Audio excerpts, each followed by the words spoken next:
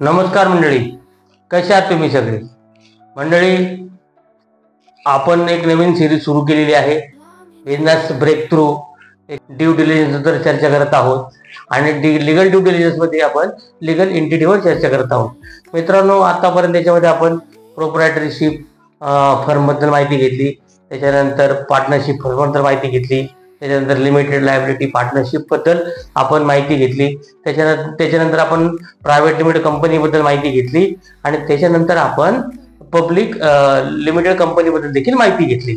मित्रांनो, आजचा जो व्हिडिओ आहे तो जी कंपनीबद्दल मी तुम्हाला सांगणार आहे ती आहे सेक्शन 8 कंपनी.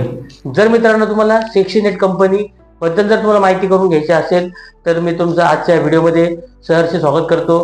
तुमचा मित्र ॲडव्होकेट मनीष रणशूर, तुमचा लिगल आणि बिझनेस कोच, आपल्या या प्लॅनिंग लिगलच्या विविध प्लॅटफॉर्मवर तुमचं सहर्ष स्वागत. मित्रांनो, सेक्शन 8 कंपनी जी आहे तिला देखील मिनिस्ट्री ऑफ कॉर्पोरेट अफेअर्स कडनं तिला तिचं इनकॉर्पोरेशन सर्टिफिकेट मिळतं. ह्याच्यामध्ये काय असतं मित्रांनो, जशी आपण एक एनजीओ सुरू करतो, एनजीओ आपण कुठं घेतो, धर्मदाय आयुक्त कार्यालयातून आपण ती एनजीओची म्हणजे चॅरिटेबल ट्रस्ट मधून आपण ते तिकडनं चॅरिटी कमिशनरकडनं आपण ती एनजीओची रजिस्ट्रेशन करून घेतो.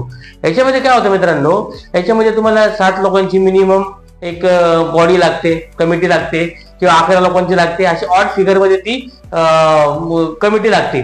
त्याच्यामुळे काय होतं मित्रांनो, जेव्हा तुम्ही कधी एनजीओ रजिस्टर करता चॅरिटी कमिशनरच्या अंतर्गत, धर्मदाय आयुक्ताच्या अंतर्गत, तर मित्रांनो त्याच्यामध्ये बऱ्याच अडचणी येतात किंवा त्याच्यामध्ये निर्णय घेण्यामध्ये किंवा बाकीच्या सगळ्या गोष्टी इम्प्लिमेंटेशन मध्ये बऱ्याच अडचणी येतात, कारण त्याच्यामध्ये संचालक मंडळाची संख्या जास्त असते.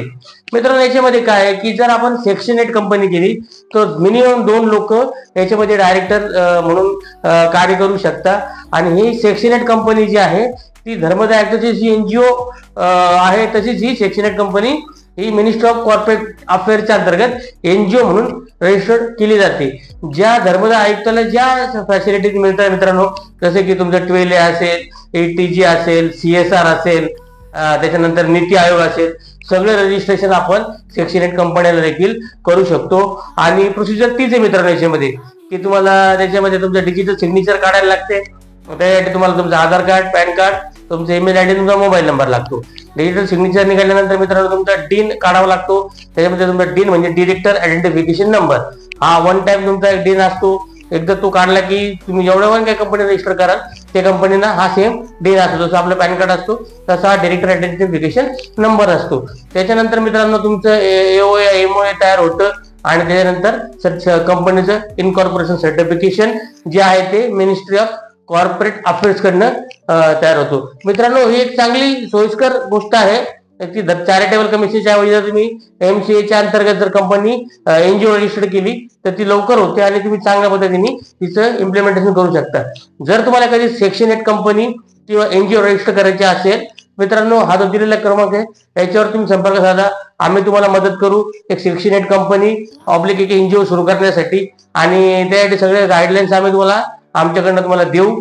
तर मित्रांनो, आजच्या व्हिडिओमध्ये इतकंच. आपला तर लिगल एंटिटी जो लिगल ड्यू डिलिजन्स मधला लिगल एंटिटी हा पार्ट हा संपतो आहे. आपण लिगल एंटिटी मध्ये लिगल ड्यू डिलिजन्स मध्ये नवीन पार्ट सुरू करणार आहोत, तो पुढच्या एपिसोड मध्ये.